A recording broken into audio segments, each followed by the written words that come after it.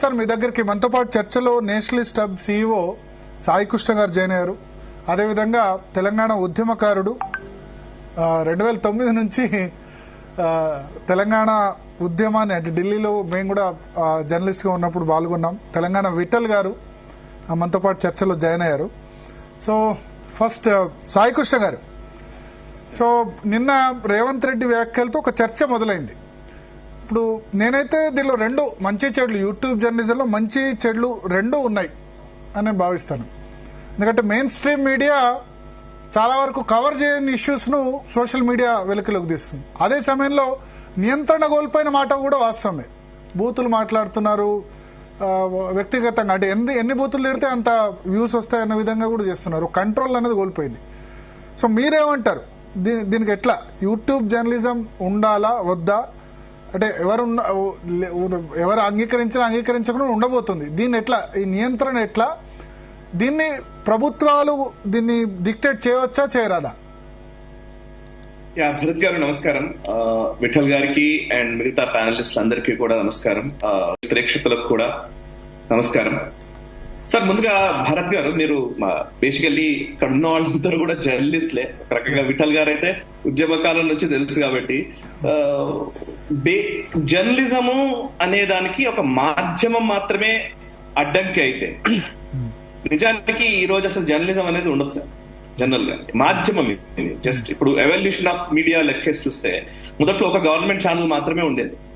అంతకుముందు వార్తాపత్రికలు ఉండేటి, అంతకుముందు కరపత్రికలు ఉండేటి, కరపత్రాలు వచ్చేవాళ్ళు. ఆ తర్వాత వార్తాపత్రికలు వచ్చాయి. తర్వాత government news channel, satellite news channel అంటే దూరదర్శన్ ఒకటే ఉండేది. తర్వాత ప్రైవేట్ ఛానల్స్ వచ్చాయి. అండ్ ఇప్పుడు ఎలక్ట్రానిక్ మీడియా వచ్చింది కాబట్టి డిజిటల్ మీడియా పెరుగుతూ వస్తుంది కాబట్టి డిజిటల్ మీడియా కేంద్రంగా జర్నలిజం అనేది చేసే ప్రయత్నం చాలా మంది చేస్తూ ఉన్నారు. సో సిటిజన్ జర్నలిస్టులు అని కూడా మనం అంటూ ఉంటాం చాలా సార్లు. నిజానికి కొంతమంది ఇప్పుడు మీరు జూలియన్ అసాంజే ఇట్లాంటి వాళ్ళని చూస్తే అతనికి ఏం వార్తాపత్రికనో మాధ్యమమో ఏమి లేదు, బట్ అతను ప్రపంచం మొత్తాన్నే గడగడాలించగలిగాడు. వికీలీక్స్ ద్వారా. సో ఇండిపెండెంట్ జర్నలిస్టులు అనేది ఈ 21st సెంచరీలో ముఖ్యంగా ఈ మిలీనియం తర్వాత 2000 తర్వాత నుంచి అయితే విపరీతంగా పెరిగింది. సో ఇండిపెండెంట్ జర్నలిస్టులు ఖచ్చితంగా అన్ని దేశాల్లో ఉన్నారు, రాష్ట్రాల్లో ఉన్నారు. మన తెలంగాణలో కూడా డెఫినెట్ గా డిజిటల్ మీడియా కేంద్రంగా పనిచేస్తున్న వాళ్ళు. సో అందరం మెయిన్ స్ట్రీమ్ మీడియా నుంచి వచ్చిన వాళ్ళే. ఇప్పుడు యాక్చువల్లీ రేవంత్ రెడ్డి గారు ఏ కాంటెక్స్ట్ లో మాట్లాడారు నిజంగా నేను ఫాలో కాలేదండి, బట్ ఆయన మాట్లాడిన క్లిప్స్ మాత్రం విన్నాను. ఏ వేదిక అనేది నాకు కొంచెం చూడలేకపోయాను. నిన్న జవహర్ లాల్ నెహ్రూ జర్నలిస్ట్ అసోసియేషన్ కు ఆయన ఇండ్ల పట్టాలు ఆ ప్లేస్ అందించే క్రమంలో 1100 మంది జర్నలిస్టులు చాలా కాలంగా 17 సంవత్సరాలుగా వెయిట్ చేస్తున్నారు. వాళ్ళకి ఇచ్చే సందర్భంలో మాట్లాడుతూ వచ్చారు. ఇట్లా చాలా మంది ట్యూబ్ పట్టుకొని వస్తున్నారు, ఏ ట్యూబ్ తెలియట్లేదు, ఏ విధంగా మాట్లాడతారు. మీరు సెల్ఫ్ రెగ్యులేట్ చేసుకుంటే బాగుంటుంది. వాళ్ళు మాట్లాడినప్పుడు వాళ్ళు ఏదో ఒక ఎజెండా, ఒక పార్టీ ఎజెండా పట్టుకొని పోయినప్పుడు ప్రజలు కూడా తిరగబడే అవకాశం ఉంటుంది కదా, అప్పుడు మళ్ళీ జర్నలిస్టుల మీద దాడి అంటే కరెక్ట్ కాదు కదా అని అన్నారండి. ఓకే, అయితే ఇప్పుడు నేను ఎవరు నియంత్రించాలి, ఏ యూనియన్ ఎట్లా అంటే ఎవరు నిర్ణయిస్తారు? మీరే నియంత్రించుకోండి అని అన్నారు. స్వీయ నియంత్రణ డెఫినెట్ గా జర్నలిస్ట్ ఉండాల్సిన ప్రథమ. మీరే డిసైడ్ చేయండి అన్నారు. మేము డిసైడ్ చేస్తాం. అక్రిడేషన్ పాలసీ మాత్రం మేము డిసైడ్ చేస్తాం, ఈసారి స్ట్రిక్ట్ గా ఇంప్లిమెంట్ చేస్తామన్నారు. బట్ అది మీరు నిర్ణయించండి అని అన్నారు. ఎగ్జాక్ట్లీ, మీరు నిర్ణయించాలి అని అంటే అందుకే ఇక్కడే గొడవ అసలు యాక్చువల్లీ. సో నియంత్రణ అనేది అవసరం, అంతే కదా సార్. ఎవరో ఒకరు నియంత్రించాలి. ఎవరు నియంత్రించినా సరే స్వీయ నియంత్రణ అన్నారనుకోండి, ఇంకా దానికి ఇంకేం ఉండదు, ఎవరికి వాళ్ళు నియంత్రించుకోవడమే. ఇప్పుడు మనకు అక్రిడేషన్లు, గవర్నమెంట్ నుంచి వచ్చే అధికారికమైన హోదా ఇవన్నీ లెక్కలోకి వస్తే కనుక లిటరల్లీ ఇప్పుడు INPR నుంచి వచ్చే అక్రిడేషన్లే ఉన్నప్పుడు మనం జర్నలిస్టులం చాలా సంవత్సరాలకి వెళ్ళి అక్రిడేషన్ కలిగి ఉన్న వాళ్ళము ఉన్నాం కదా. సో జర్నలిజం అనేదే ఫస్ట్ ఇండిపెండెంట్ గా, అంటే ఏ ప్రభుత్వము ఎవరున్నా పార్టీలు ఏవైనా సరే మాట్లాడే ఒక గొంతుకు ఉండాలి. అందుకే ప్రెస్ ఫ్రీడమ్ అంటారు. ఫ్రీడమ్ ఆఫ్ ఎక్స్ప్రెషన్ లో ప్రెస్ కి ముఖ్యమైన ప్రథమ భాగం ఉండాలి అనేది లెక్క. సో ఫ్రీడమ్ అనేది ఖచ్చితంగా ఉండాలి. అయితే శృతి మించితే ఎవరైనా సరే శృతి మించి మాట్లాడుతున్న వాళ్ళు నిజంగా కూడా ఉన్నారు, అది కూడా తప్పే అది. ఇష్టం వచ్చినట్టు మాట్లాడుతున్న వాళ్ళు ఏదో మనకు ఉంది కదా కెమెరా అని చెప్పేసి ఏది పడుతుంది మాట్లాడితే అది మాత్రం కరెక్ట్ కాదు. బట్ విమర్శ, సద్విమర్శ, ఆ విమర్శకు సంబంధించినటువంటి ఏదైనా నిజంగా లోటుపాట్లు ఉంటే తెలుసుకోవడము, అది ఆహ్వానించడము, విమర్శను తీసుకునే గుణం కూడా నాయకులకి పార్టీలకి ఖచ్చితంగా ఉండాలి. సో ఎక్కడ నియంత్రణ అనంటే కనుక కొంతమంది వ్యక్తిగతంగా దూషణలకు వెళ్ళారనుకోండి, డెఫినెట్ గా అది తప్పే. అది మీరైనా నేనైనా ఎవరైనా సరే మనం ఖండిస్తాం, దాంట్లో అసలు డౌటే అక్కర్లేదు. అసలు జర్నలిస్టే కాదు అలా వ్యక్తిగతమైన దూషణలోకి వెళ్ళారంటే కనుక. విమర్శ సహేతుకమా కాదా అనేది ఇప్పుడు ఇంతవరకే మాట్లాడాలి, ఇలాగే మాట్లాడాలి అని ఎవరైనా రెస్ట్రిక్ట్ చేశారనుకోండి, కథ అక్కడ మొదలవుతుంది. జర్నలిజం అనేది ఉండదు. ఎవరికి తోచిన విధంగా వాళ్ళ పర్స్పెక్టివ్ వస్తుంది. అప్పుడు ఇప్పుడు నా పర్స్పెక్టివ్ లో మీరు మాట్లాడేది తప్పు, లేకపోతే పలానా వాడి పర్స్పెక్టివ్ లో పలానా వాడి మాట్లాడేది తప్పు, పలానా వాడి మనోభావాలు దెబ్బతిని ఇవన్నీ వస్తాయి జనరల్ గా. సో నా ప్రశ్న ఏంటంటే, రేవంత్ రెడ్డి గారు నిజానికి ఇళ్ల పట్టాలు, ముఖ్యంగా ఏదైతే జర్నలిస్టుల కోసం స్థలాలు, వాటి గురించి చాలా సంవత్సరాలుగా ఎదురు చూస్తున్నారు. వాళ్ళకి అది క్లియర్ చేశారు. దానికి ఆయన అభినందించాలి, ఆయన్ని డౌట్ ఎక్కర్లేదు. But at the same time ఈ రోజు జర్నలిజం అనేది మారింది, టెక్నాలజీ మారింది. ఈ రోజు కేవలం శాటిలైట్ లోనో లేకపోతే ఒక న్యూస్ పేపర్ నడిపితేనో వాళ్ళు మాత్రమే జర్నలిస్ట్ అనేది కరెక్ట్ కాదు. ఎందుకంటే ఇందాక మీరు అన్నారు, చాలా అద్భుతమైన పాయింట్ మీరు రైజ్ చేశారు. యాక్చువల్లీ పోయిన 5-10 సంవత్సరాల టీఆర్ఎస్ ప్రభుత్వానికి వ్యతిరేకంగా నిజానికి మెయిన్ స్ట్రీమ్ మీడియా ఛానల్ అసలు ఇవ్వలేదు. చాలా విషయాల్ని డిజిటల్ జర్నలిస్టులు బయట పెట్టారు. Main stream media, social media, digital media వచ్చిన తర్వాతనే చాలా విషయాలు ప్రజలకు తెలిసాయి. తద్వారా ప్రజల్లో మెయిన్ స్ట్రీమ్ మీడియా మీద యాజమాన్యాల ఒత్తిడి కూడా కావచ్చు, అది కూడా అన్ని ఉన్నాయి కదా, మీకు తెలుసు కదా ఎట్లా. ఇప్పుడు ఇక్కడ 20 పైన శాటిలైట్ ఛానల్స్ ఉన్నాయి. నేను జర్నలిస్టులకి ఎక్కడ ఇవన్నిటిని ఆపాదించకూడదండి. యాజమాన్యాలు కొన్ని ఇబ్బందులు ఉంటాయి, వాళ్ళకి సంబంధించిన వాటిల్లో జర్నలిస్టులను పెడతారు. కొంతమంది జర్నలిస్టులే స్వయంగా తప్పు చేసి ఉండవచ్చు, ఏమన్నా కావచ్చు. నియంత్రణ అనే పాయింట్, ఇప్పుడు అక్రిడేషన్ ఉందనుకోండి, వీళ్ళే అక్రిడేటెడ్ జర్నలిస్టులకే కొన్ని హక్కులు ఉంటాయి అని అన్నాం అనుకోండి. అక్రిడేటెడ్ జర్నలిస్ట్ ఎంతమంది ఉంటారు? కేవలం సీనియర్ జర్నలిస్టులకే అక్రిడేషన్స్ ఉంటాయి 90%. మీరు డెస్క్ లో పనిచేస్తే చూస్తే తెలంగాణలో 24,000 అక్రిడేషన్స్ ఉన్నాయి. సాయికృష్ణ గారు, 24,000 ఏ రాష్ట్రంలో కూడా లేవు. ఎంతమంది పనిచేస్తున్నారు? అదే అసలు అర్హులకు రాలేదు, అనర్హులకు వచ్చాయి, అది వేరే సంగతి. కానీ తెలంగాణలో ఉన్నంత బహుశా ఏ రాష్ట్రంలో కూడా లేవు. ఏ రాష్ట్రంలో లేవు. మండల స్థాయి నుంచి మొదలు పెడితే రాష్ట్ర స్థాయి వరకు 24,000 మందికి అక్రిడేటెడ్ జర్నలిస్ట్ ఉన్నాయి. తక్కువ దానిలో చాలా మంది సీనియర్స్ కు కూడా లేకుండా ఉండొచ్చు. అది కూడా అక్రిడేషన్ పాలసీ గురించి కూడా నిన్న చర్చకు వచ్చింది. ఎగ్జాక్ట్లీ. ఇప్పుడు నేషనల్ లెవెల్లో కూడా కొన్ని హ్యాండిల్స్ ఉన్నాయండి. వాళ్ళు జర్నలిస్టుల పేరుతోటే ఫ్యాక్ట్ చెక్ చేస్తుంటారు. ఫ్యాక్ట్ చెక్కర్స్ కింద వాళ్ళు చలామణి అవుతున్న వాళ్ళు చాలా మంది ఉన్నారు. ఆ ఫ్యాక్ట్ చెక్ లో సెలెక్టివ్ ఫ్యాక్ట్ చెక్ చేసే వాళ్ళు కూడా ఉన్నారు. మీకు తెలియదు కాదు. ఈ మధ్య కాలంలో జనరల్ గా ఇప్పుడు ఈవెన్ మీరు అబ్జర్వ్ చేస్తే డిజిటల్ మీడియాలో ఉండే జర్నలిస్టే కాదనుకుంటే కనుక ద వైర్ అనే ఒక వెబ్సైట్ రాసిన స్టోరీకి పార్లమెంట్ అట్టుడికింది. ద వైర్ అదేం ministry of information and broadcasting నుంచి అక్రిడేషన్ తీసుకున్నదేం కాదు. మరి వైర్ అనే ఒక వెబ్సైట్ లిటరల్లీ.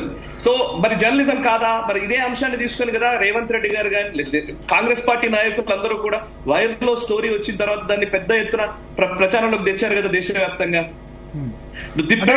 అంటే కేంద్రంలో డిజిటల్ మీడియా పాలసీ ఉంది సాయి గారు, కేంద్రంలో డిజిటల్ మీడియా కూడా గుర్తింపిస్తున్నారు. తర్వాత వచ్చింది press information bureau PIB accreditation ఇస్తున్నారు. మన రాష్ట్రంలో ఈ మధ్య కాలంలోనే వచ్చాయి. నేషనల్ లెవెల్ లో వచ్చిందంతా ఈ మధ్య కాలంలో. ఎందుకంటే అది కూడా ఎందుకు తీసుకొచ్చారంటే డిజిటల్ మీడియా కూడా బాగా పనిచేస్తుంది కాబట్టి వాళ్ళకి అక్రిడేషన్ ఇవ్వాలి, వాళ్ళని కూడా గుర్తించాలి, అధికారికంగా చేయాలని. మన దగ్గర కూడా చేయాలంటాను నేను. అయితే మరి మీరు చెప్తున్న లెక్క ప్రకారం అయితే కనుక డిజిటల్ మీడియాలో ఎవరెవరైతే ఇంపార్టెంట్ గా నిజమైన జర్నలిజం చేస్తున్నారో వాళ్ళకు కూడా అక్రిడేషన్ ఇచ్చి వాళ్ళకు కూడా ఐఎన్పిఆర్ కిందకి తీసుకొచ్చి అట్లాంటి ప్రక్రియ ఏదైనా చేస్తారా? సాయి గారు మళ్ళీ మీ దగ్గరకు వస్తాను, మీరు లైన్ లోనే ఉండండి. ఇప్పుడు మనతో పాటు చర్చలో శంకర్ గారు జాయిన్ అయ్యారు న్యూస్ లైన్ నుంచి. శంకర్ గారు న్యూస్ లైన్ ఎడిటర్ గా ఉన్నారు. తెలంగాణ విఠల్ గారు చర్చలో ఉన్నారు. విఠల్ గారు, సో మెయిన్ గా సాయి గారికి వేరన్నకి అందరికి నమస్కారం. చాలా తర్వాత డిజిటల్ మీడియాలో చాలా పాపులర్ మీరు. అంటే మెయిన్ గా కామెంట్స్ మీ వాటికి సంబంధించి అంతకుముందు ప్రభుత్వాన్ని విమర్శించారు, ఈ ప్రభుత్వాన్ని కూడా విమర్శిస్తున్నారు. సో ఒకటి రేవంత్ రెడ్డి ఒక సజెషన్ చేశారు, మీరే సెల్ఫ్ రెగ్యులేట్ చేసుకుంటారు, అది మీరే డిసైడ్ చేయండి అని అన్నారు. అది మంచిదేనా? ఒకటి. రెండోది, దీనికి నాణ్యానికి రెండు వైపులు ఉన్నట్టు దీనికి కూడా రెండు ఆర్గ్యుమెంట్స్ వినిపిస్తున్నాయి. మీరేమంటారు? అంటే ప్రధానంగా నేను బీసీజే, ఎంసీజే, ఎంఫిల్, పిహెచ్డి చేసి జర్నలిజం లో కోటి ఉమెన్స్ కాలేజ్ లో కొన్ని సంవత్సరాలు అసిస్టెంట్ ప్రొఫెసర్ గా పనిచేశాను. ఒక 20 సంవత్సరాలు జర్నలిజం నుండి నా అనుభవంతో చెప్తున్నాను. చిన్నప్పుడు నేను 5వ తరగతి చదువుతున్నప్పుడు మా ఇంటి దగ్గర ఆల్ ఇండియా రేడియో స్టేషన్ ఉంటుంది కొత్తగూడెంలో. అప్పుడు వివేకానందుడి బర్త్డే గానీ, అంబేద్కర్ జయంతి అయితే ఆ రేడియో స్టేషన్ పెట్టడమే కొత్తగా పెట్టారు కాబట్టి మమ్మల్ని స్కూల్లో వార్తలు చదివి మమ్మల్ని తీసుకెళ్లి బాలవాణి ప్రోగ్రామ్ చేసేవారు. రేడియో దశ నుంచి ఉద్యోగ సోపానం అనే పత్రిక నుంచి టీవీ రెవల్యూషన్, శాటిలైట్ రెవల్యూషన్, ఇప్పుడున్న డిజిటల్ రెవల్యూషన్ తీసుకుంటే రేవంత్ రెడ్డి గారు అడిగిన ప్రశ్న, అసలు జర్నలిస్టులు అంటే ఎవరు, జర్నలిస్టులుగా మీరు ఎట్లా గుర్తిస్తారు, మీరు తేల్చుకోండి అని చెప్పారు. అంటే ఏ రంగంలోనైనా అతి సర్వత్రా వర్జయతే, అది విపరీత ధోరణులు ఉంటే అది ఎవరికైనా ప్రమాదమే. అది ఈ రంగమనే కాదు, ఏ రంగమైనా. అయితే ఇప్పుడు మన డిస్కషన్ కి ఫండమెంటల్ గా అసలు వార్త అంటే ఏంటి, జర్నలిజం అంటే ఏంటి, ఎవరు జర్నలిస్టు, వార్త అంటే ఏంటనే దానికి మేము జర్నలిజం చదువుతున్నప్పుడు చాలా రకాల డెఫినేషన్స్ ఉండే, వెస్టర్న్ థాట్, ఇండియన్ థాట్. అప్పుడు ప్రజాకోణంలో చూస్తే ప్రజలకు పనికొచ్చేది ఏదైనా వార్త అని చెప్పారు ఏబికే ప్రసాద్ గారు. అంటే ప్రజల జీవితాలకి ఉపయోగపడేది ఏదైనా వార్తనే, ప్రజల జీవితాలకు ఉపయోగపడేది ఏది వార్త కాదు అని. అంటే దాని మీద కూడా డిఫరెంట్ కావచ్చు. ఇప్పుడు అసలు జర్నలిస్ట్ అంటే ఎవరు, అక్రిడేటెడ్ ఉన్నాయనే జర్నలిస్టా, శాటిలైట్ టీవీ ఛానల్లో పనిచేసాయనే జర్నలిస్టా, లేకపోతే ప్రింట్ మీడియాలో పనిచేసే ఈనాడు మెయిన్ స్ట్రీమ్ మీడియాలో పనిచేసాయనే జర్నలిస్టా, యూట్యూబ్ అని అంటున్నారు. జర్నలిజం అంటే నిజం చెప్పడం. నిజం చెప్పడానికి ఇందాక సాయి గారు చెప్పినప్పుడు మాకు బేసికల్ గా వాట్ ఈస్ న్యూస్ అనేటప్పుడు ఫండమెంటల్ థియరీలో సెండర్, మెసేజ్, రిసీవర్ అని 3 దశల్లో కమ్యూనికేషన్ ప్రాసెస్ జరుగుతుంది. వార్త ఎవరు పంపిస్తున్నారు, ఏ మాధ్యమం ద్వారా, ఏ టూల్ ద్వారా పంపిస్తున్నారు, ఎవరు రిసీవ్ చేసుకుంటున్నారు. ఇక్కడ రేడియో అనేది ఒక మాధ్యమము, ప్రింట్ మీడియా అనేది ఒక మాధ్యమము, టీవీ ఛానల్ అనేది ఒక మాధ్యమము, డిజిటల్ మీడియా అనేది ఒక మాధ్యమం, సోషల్ మీడియా ఒక మాధ్యమం. ఆ వార్తలో వాస్తవం ఉందా, ఫేక్ న్యూస్ అంటూ ఏముండదు. న్యూస్ అయితే ఫేక్ కాదు, ఫేక్ అయితే న్యూస్ కాదు. ఫేక్ న్యూస్ అంటే న్యూస్ అర్థం ఏంటి, క్రెడిబిలిటీ ఉండాలి, అది వాస్తవం. మీరేమంటారు, రెగ్యులేషన్ ఉండాలా, దీని మీద కంట్రోల్ ఉండాలా వద్దా? ఇప్పుడు ఎందుకంటే RNI register of news papers of India ప్రకారం దాని ఉంటేనే న్యూస్ పేపర్ పెట్టొచ్చు. ఓకే, శాటిలైట్ ఛానల్స్ సంబంధించి ఖచ్చితంగా A&B మినిస్ట్రీ పర్మిషన్ ఉండాలి. బట్ యూట్యూబ్ కు సంబంధించి అయితే ఎటువంటి పర్మిషన్స్ అవసరం లేదు. దానికి సంబంధించి ఎవరైనా పెట్టొచ్చు, ఎవరైనా వాళ్ళ వాయిస్ వినిపించచ్చు. సో ఈ వాయిస్ వినిపించడం మీదే కొద్దిమంది చాలా గట్టిగా వినిపిస్తున్నారు, కొద్దిమంది మొరటుగా మాట్లాడుతున్నారు, బూతులు మాట్లాడుతున్నారు. ఇది freedom of speech and expression కూడా అబ్సల్యూట్ కాదు. సుప్రీంకోర్టు జడ్జిమెంట్ ప్రకారం ఫ్రీడమ్ ఆఫ్ స్పీచ్ కూడా దానికి లిమిట్స్, అది ప్రాథమిక హక్కే, కానీ జర్నలిస్టులకంటూ ప్రత్యేకమైన హక్కు లేదు అందరికున్నట్టే. సో దానిలో ఎక్కడి వరకు నియంత్రణ ఉండాలా వద్దా? తర్వాత రాజకీయ పార్టీలు కూడా ప్లేట్ ఫిరాయిస్తున్నాయి. ఇప్పుడు మొన్నటి వరకు అధికారంలో ఉన్న టీఆర్ఎస్ దాన్ని కంట్రోల్ చేసే ప్రయత్నం చేసింది, మిమ్మల్ని అరెస్ట్ చేసింది, తీన్మార్మల్ని అరెస్ట్ చేసింది. ఇప్పుడు వాళ్ళు యూట్యూబ్ ఛానల్స్ పెట్టి అదే వేదికగా వాళ్ళు చేస్తున్నారు. సేమ్ కాంగ్రెస్ పార్టీ కూడా వాడుకుంది, ఎంత వాడుకోవాలో అంత వాడుకుంది, ఇప్పుడు కంట్రోల్ అంటుంది. సో ఇక్కడ రాజకీయ పార్టీలను పక్కన పెడితే మనం జర్నలిస్టులుగా మనం డిసైడ్ చేసుకోవాలి. ఎందుకంటే ఇక్కడ మెయిన్ శాటిలైట్ ఛానల్స్ కంటే కూడా ఎక్కువ జీతాలు యూట్యూబ్ ఛానల్స్ లో ఇస్తున్నారు. కాబట్టి ఆబ్వియస్లీ జర్నలిస్ట్ చేరుతారు. సో యూట్యూబ్ జర్నలిజం ఉండొద్దు అన్నది కాదు, కానీ ఉంటే గనక ఎట్లా ఉండాలి, ఎట్లా స్వీయ నియంత్రణ మెకానిజం ఎట్లా ఉండాలి? ముందుగా ప్రపంచవ్యాప్తంగా అసలు యూట్యూబ్ మీద, గూగుల్ మీద జరిగిన రీసెర్చ్ లో ఒక 3-4 ఇయర్స్ బ్యాక్ మాకు పూణేలో ఒక సెమినార్ జరిగినప్పుడు, అప్పుడు 4 ఇయర్స్ బ్యాకే ఒక్క రోజు యూట్యూబ్ లో ఒక మనిషి అప్లోడ్ అయిన మొత్తం చూడాలంటే, యూట్యూబ్ లో అప్లోడ్ అయిన కంటెంట్ చూడాలంటే 75 ఇయర్స్ పడుతుందని చెప్తున్నారు. యూట్యూబ్ ని గూగుల్, యూట్యూబ్ కూడా కంట్రోల్ చేయాలన్నంత పెద్దగా అయిపోయింది, ఒక మహమ్మారి లాగా అయిపోయింది. ఇది ఇంటర్నేషనల్ వైడ్ పెద్ద డిబేట్ అవుతుంది. ఆ కంటెంట్ కంట్రోల్ ఎవరు చేయాలి, ఏ పర్సెప్షన్ లో చేయాలి, రెగ్యులేటరీ ఎట్లా ఉండాలి. ఈవెన్ యూట్యూబ్, గూగుల్ కూడా యూట్యూబ్ గైడ్ లైన్స్ ఎప్పటికప్పుడు మారుస్తున్నా కూడా, అంటే ఇది ప్రపంచ వ్యాప్తంగా జరుగుతున్న డిస్కషన్. ఇది ఒక ఇండియాకు పరిమితం కాదు, తెలంగాణకు పరిమితం కాదు. నిన్న రేవంత్ రెడ్డి గారు మాట్లాడిన నేపథ్యంలో వాళ్ళ కొండారెడ్డిపల్లిలోనో, కొడంగల్లోనో మన విజయారెడ్డి గారు, ఇంకొక జర్నలిస్ట్ అమ్మాయి పేరు విజయారెడ్డి కూడా ఇప్పుడు జాయిన్ అయ్యారు మనతో పాటు చర్చలో. విజయారెడ్డి గారు అదే విధంగా శివారెడ్డి గారు ఇద్దరు జాయిన్ అయ్యారు చర్చలో. ఇప్పుడు నాకున్న సమాచారం మేరకు సబ్జెక్టు కరెక్షన్, రేవంత్ రెడ్డి గారు సొంత నియోజకవర్గం కొండారెడ్డిపల్లి, సొంత ఊరు కొండారెడ్డిపల్లికి వెళ్లి 2 జర్నలిస్టులు మీకు రైతు రుణమాఫీ ఎంత మందికి వచ్చింది, ఎంత మందికి రాలేదని ఎంక్వైరీ చేస్తున్నారు. అది ఒక ముఖ్యమంత్రి నియోజకవర్గంలో ఒక 2 మహిళా జర్నలిస్టులు వెళ్ళడం నిషేధమా, అందులో టిఆర్ఎస్ పార్టీ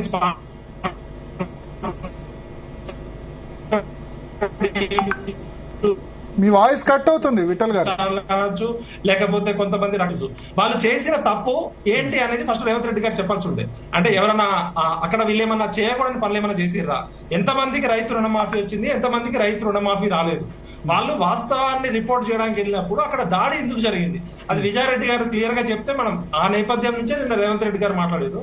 కానీ ఏ YouTube channel social media base తోటైతే కాంగ్రెస్ పార్టీ అధికారంలోకి వచ్చిందో, ఇలా ధృవతార అని అతను మొత్తం కాంగ్రెస్ పార్టీ కోట్ల మంది సపోర్ట్ తీసుకొచ్చాడు. అదేవిధంగా నవీష్ ఆయన ఎన్డీటీవీ నుంచి బయటకు వచ్చిన ఆయన సోషల్ మీడియా మీ రోల్ కూడా ఉంది కాంగ్రెస్ అధికారంలోకి రావడంలో. నెరేటివ్ సెట్టింగ్ అనేది చాలా ఇంపార్టెంట్ గా ఉంది. అంటే పర్సెప్షన్ మేనేజ్మెంట్. విఠల్ గారు మీ రోల్ కూడా ఉంది. మీరు కూడా ప్రీవియస్ గవర్నమెంట్ కడి పారేశారు చాలా ఇష్యూస్ లో. సార్ అవునవును. అంటే వాస్తవం చెప్తున్నామా లేదా అనేది కొలబద్ద. మనం చెప్పేదానికి వాస్తవం ఉందా, లేకపోతే ఏదైనా రాజకీయ కారణంతో వ్యక్తిగత దూషణ చేస్తున్నామా? మనం వాడే భాష. కేసీఆర్ గారికి కచరా అనే పేరు పెట్టినప్పుడు మేమంతా కోపంతో రేవంత్ రెడ్డి గారు కచరా అన్నప్పుడు మరి రేవంత్ రెడ్డి గారిని రేటంత రెడ్డి అన్నారు. ఇప్పుడు వాడే భాష మన స్వీయ నియంత్రణ ఉండాలి. మనమంతా చదువుకున్న వాళ్ళము, జర్నలిజంలో సామాజిక బాధ్యత ఉంది కాబట్టి సెల్ఫ్ అంబుడ్స్మెంట్ సిస్టమ్ అనేది మంచిది. ఈ రోజు అంబుడ్స్మెంట్ సిస్టమ్ అనేది ఉండాలని చెప్పి ప్రెస్ కౌన్సిల్ ఆఫ్ ఇండియా గానీ, బ్రాడ్కాస్టింగ్ అసోసియేషన్ ఏదైతే గైడ్ లైన్స్ ఉన్నాయో అవి కూడా డిజిటల్ మీడియాకి వర్తింపజేయాలి తప్ప యూట్యూబ్ అనేది తీసేయాలి, లేకపోతే సోషల్ మీడియా అనేది యాంటీ సోషల్ మీడియా అని కేసీఆర్ గారు అన్నారు గతంలో. ఇదే సోషల్ మీడియా ఛానళ్ల మీద తీన్మార్ మల్లన్న మీద, రఘు మీద, మా మీద కేసులు పెట్టు. అంటే అధికార పార్టీలో ఉన్నప్పుడు ఒక రకంగా, ప్రతిపక్షంలో ఉన్నప్పుడు ఒక రకంగా ఈ రాజకీయ పార్టీ మిస్యూజ్ ఎట్లా ప్రివెన్షన్ చేయాలి? మిస్యూజ్ చేసిన వాళ్ళకి ఎటువంటి శిక్ష విధించాలి? దానికి compulsory code of conducts, rules and regulations ఉండాలి. అది మనమే తయారు చేసుకోవాలి. సెల్ఫ్ అంబుడ్స్మెంట్ సిస్టమ్ అనేది దీనికి